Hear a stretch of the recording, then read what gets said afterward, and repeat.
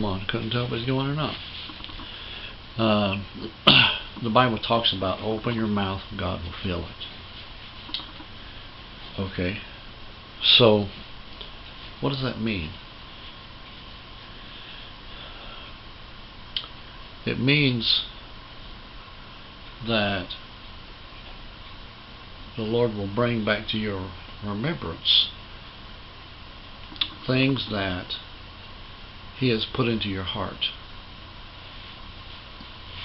I've seen some people get on YouTube and talk about other places and try to portray the personality of a Christian, and they're nowhere close. We're also ready too quickly to jump onto the "you're okay" train, you know what I mean? Just because a person is maybe of a minority group, or somebody that doesn't want to really come against one of those groups, ladies especially, or someone who is young. You know, if you're gonna teach other folks, you need to be serious about what you're teaching,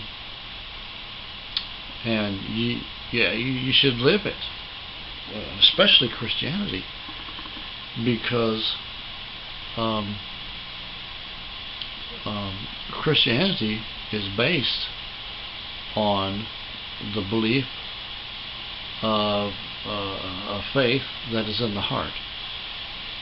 And so if you're cussing one minute and blessing Jesus the next, the Bible says that sweet water and bitter water can't come out of the same hole in the ground. It'll either be sweet or it'll be bitter. And I guess you really have to live in the desert for a while before you can understand that statement. You know, sweet water and bitter water is totally different. It's like salt water. If you've ever been to the ocean, you can understand that.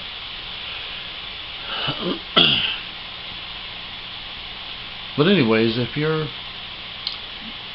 going to be serious about God, if you're going to be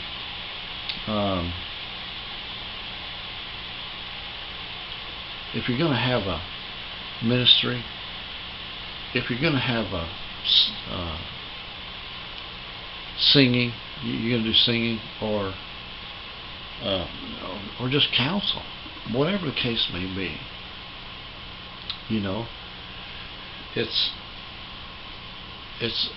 always a good idea to study, to prepare. It's always a good idea to get to know what you're going to do before you go on the air. Like right now, see, I hardly ever pre-study for these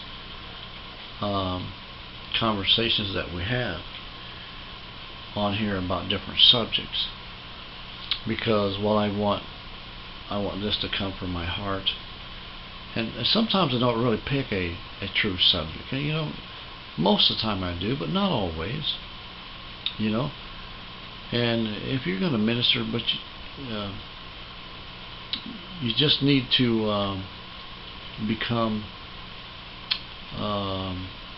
familiar with the things that you're going to say and all that.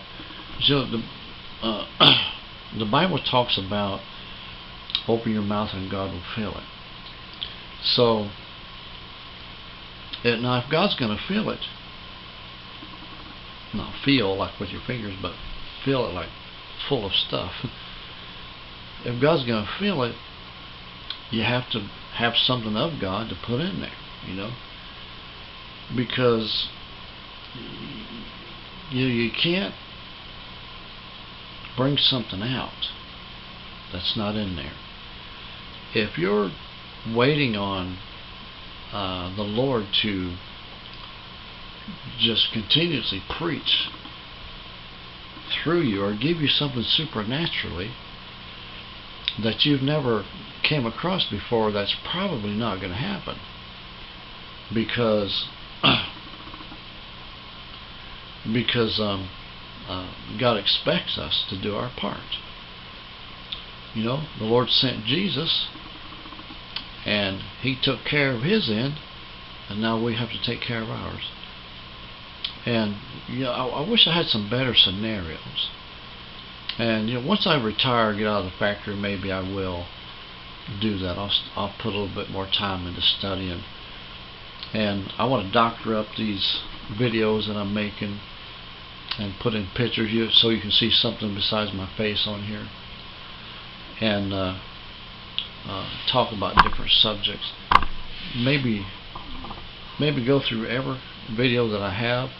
I'm planning on putting on at least 1,000 videos, and when I'm all done, I'll re-edit all the videos and put stuff on them that makes it more interesting to the eye, maybe more interesting to the ear, and maybe put a little music here and there. But you know, God will fill your heart full of stuff to do for Him.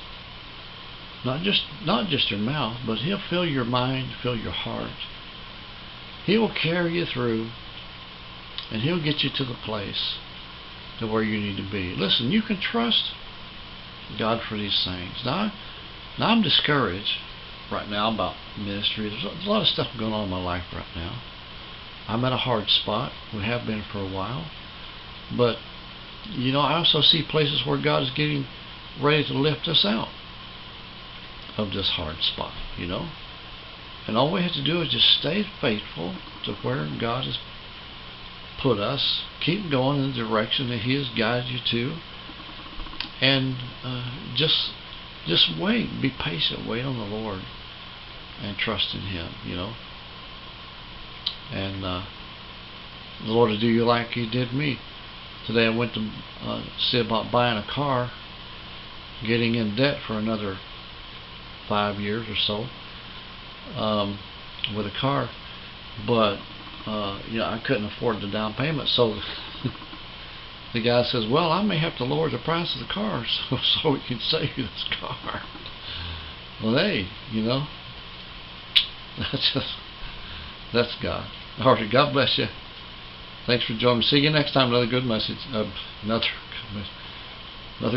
great subject right here across the middle ministry.